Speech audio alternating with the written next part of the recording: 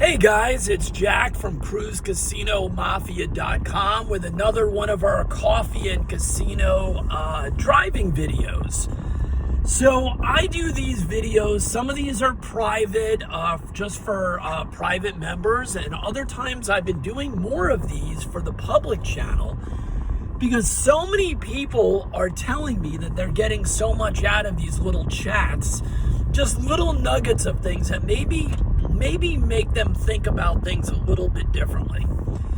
So today we're not going to talk about money management. We're not going to get down and dirty with, strategies. What we're going to talk about is something that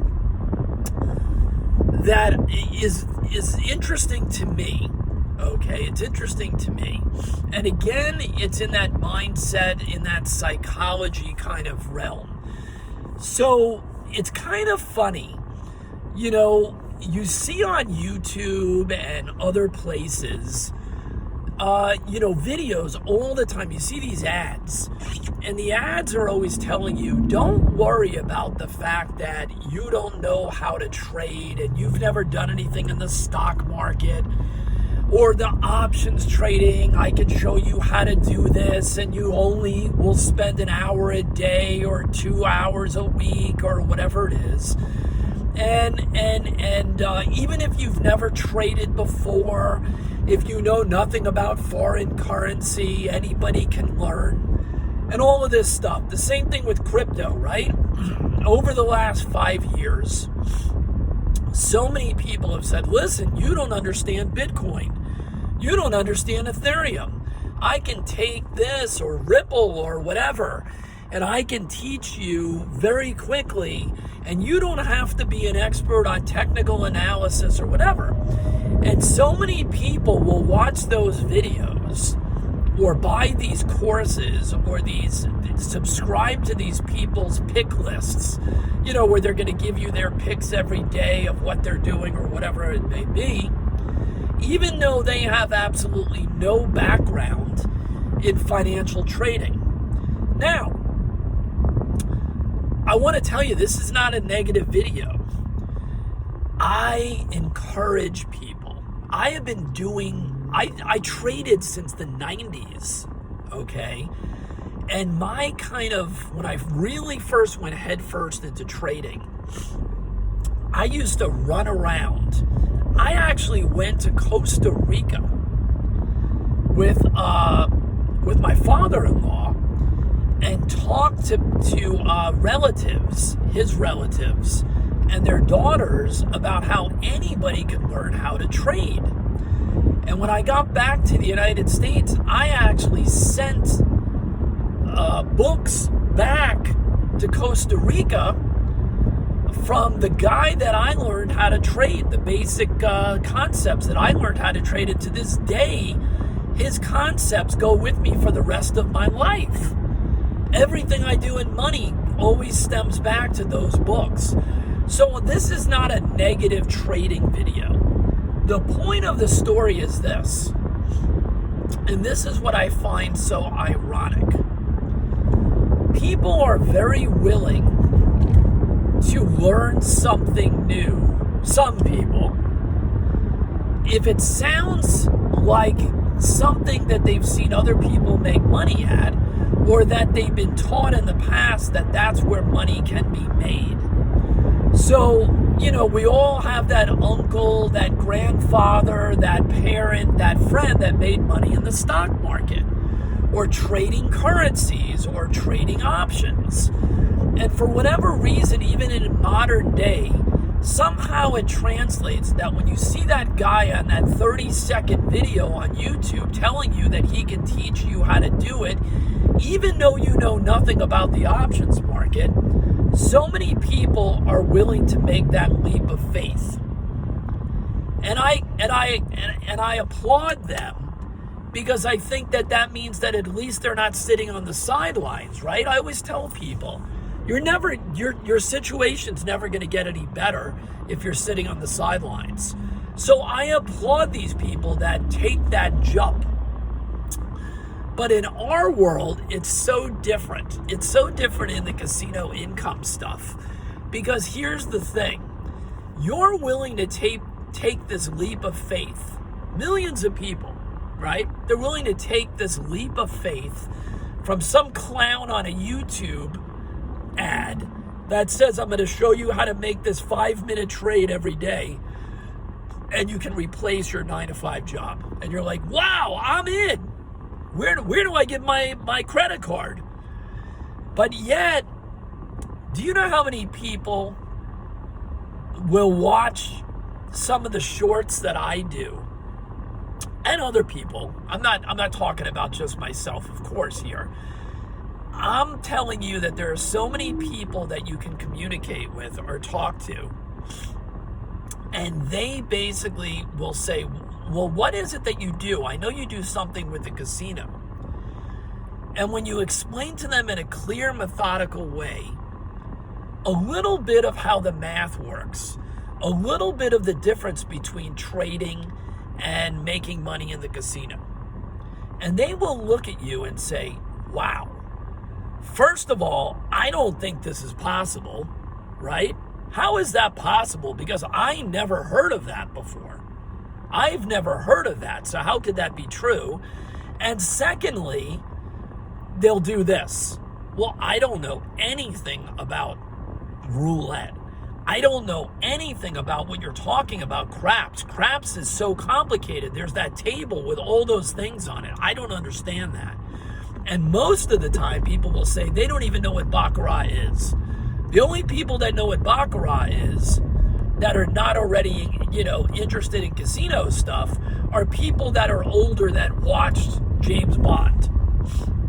Baccarat was this snooty game that was shown to Americans as a European game for rich people in the James Bond movies, okay? Where they pass the shoe around, not mini Bach, the regular Bach, where they're passing the shoe around, right? And they look at you like you're crazy, like, how would I know anything about that stuff? I don't understand that stuff. But yet they're willing to give somebody hundreds of dollars or a monthly fee because magically they're going to learn how to do options trading. They're going to learn how to look at the deltas. They're going to understand time decay. They're going to learn all those things, right? But they're not capable of understanding that they can learn the odds of the dozens or the columns or split bets in roulette. They don't think it's possible that they could learn how many ways to throw the dice and how many times a 7 is supposed to show up versus a 4, a 10, or 6, or an 8. Explain that to me. It's sad because it really comes down to, once again, society, stigma, right? If you're a poker player, I'll give you a perfect example. If you played poker before 2000, before the big poker boom when Chris Moneymaker won the World Series, right? And it was all over ESPN and everywhere else, right? If you told people that you played poker regularly, here's the image that would draw up for most people that didn't understand poker. You're sitting in a smoky room with a bunch of old guys smoking cigars that are degenerate gamblers. That's what poker must be, right? Because that's what they saw on in the movies, right? In old movies. It was a bunch of old degenerate gamblers with cigars. All right? Then everything changes. Chris Moneymaker, an accountant, wins the World Series of Poker. And all of a sudden, everybody sees this on TV and they see the bluffs and they see the strategy and they go, wow, that looks really cool. I want to be a poker player. So now, people that are 18 years old, 25 years old, older people that never played poker, and women. That's right, women. All of a sudden, a game that they never played, very few. It was like 1% of the people you'd ever see were women, right? All of a sudden now, they wanted to play poker. All of a sudden, it was the sexy thing to do, was to go beat the hell out of other people with bluffs and play poker and play in big tournaments and try to win big prizes, right?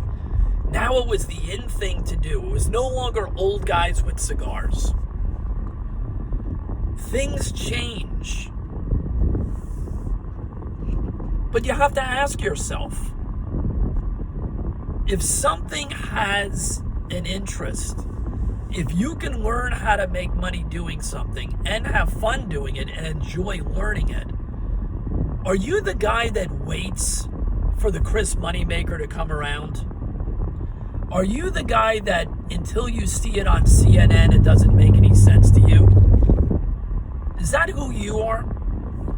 Because that's exactly what happened in the crypto market.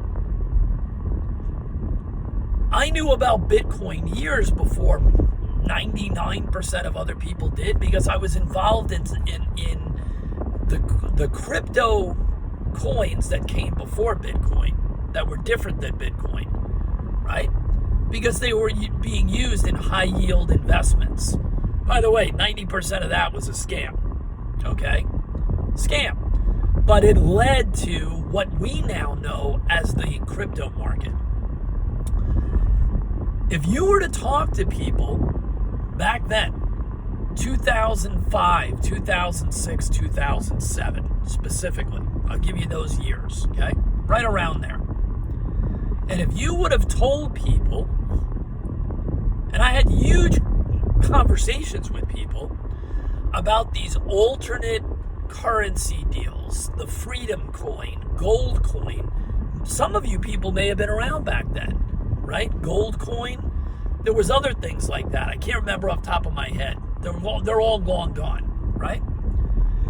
So they looked at you like you were crazy. How could there be a currency outside of a country's currency? How could that work? It had to be a scam. Had to be a scam. Now, they were right in that situation. Most of those were a scam. But the point is, it was the beginning of an innovation. It was the beginning of a new concept. And those people that took the interest in learning the economics behind those coins, which we call tokenomics, right? Tokens. They were in the right place to capitalize. The same way that the people that were playing poker in the 90s were ready to capitalize for the giant poker boom that happened in the early 2000s. I was already interested in poker. I was fascinated with this game, with the ability to outthink other people and use strategy to make money. Right? I was fascinated with that. So when the poker boom came, and I was in South Florida, all of these people that had no idea what they were doing, clueless people, right? Young, old, they just came into the country. There was a huge amount of Haitians and people in South Florida that had come into the country in the last 10 years, whatever it may be, 5 years. And they all decided they were going to make a living playing poker, but a lot of them did not put in the effort to learn the game and the math.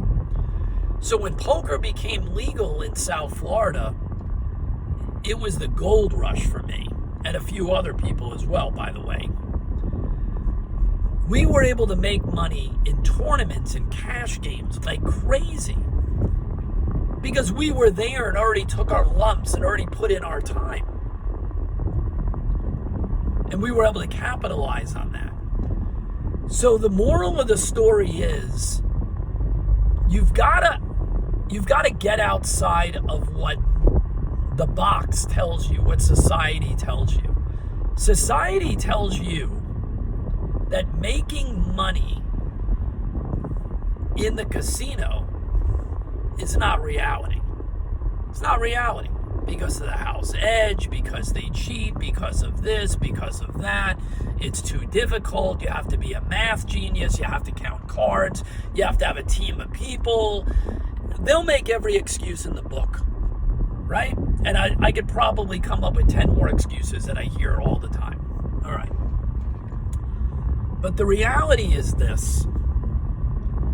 Those same people are paying some guru to teach them how to sell the same freaking cookware from China on Amazon. It's ridiculous. They're telling you to sell the same product on Amazon that they've told 400 other people to sell on Amazon. Do you really believe that there is any ability whatsoever to make money doing that? Is that really something that you believe is the truth? That is totally ridiculous. It is just not true. Okay? Am I saying you can't make money on Amazon? No. I sold Kindle books for over a year. I made thousands of dollars every month. All right? It was a great business. And then it changed because a million other people started doing the same thing as me. And then Amazon started cracking down and throwing people out left and right, just like they do with everything else now with Amazon. It's not sustainable. Even if you found something that makes money, for the most part, it's not sustainable. You have to come up with new products every 5 minutes because everybody knows what you're doing. All the data is there. So when you come up with some miracle product that you had made in China, and now you're selling it on Amazon and it's ranked number 10 in some category, what do you think? The world doesn't see it? Within 30 days, there's 20 other people selling the same damn product as you. Okay? eBay. I made money on eBay for like 6 years. 7 years, whatever. I've told that story. I sold men's clothing on eBay. I love the business. What happened to it? Why did I finally get out in the beginning of this year? Because everybody and their grandmother was at Goodwill buying up every brand that they possibly could and putting every piece of garbage on eBay. It no longer was a viable business as far as I'm concerned. So those are things that I'm not suggesting that they don't work at all. What I'm telling you is to have an open mind. If you're willing to learn the financial markets and try to figure out how to trade or other things, you should be more than willing to learn how to make money in the casino because it's so much easier. It's so much easier. And we don't have the pitfalls here. We don't have changing environments here. Check it out. Like, subscribe to the channel, and think about joining CruzCasinoMafia.com.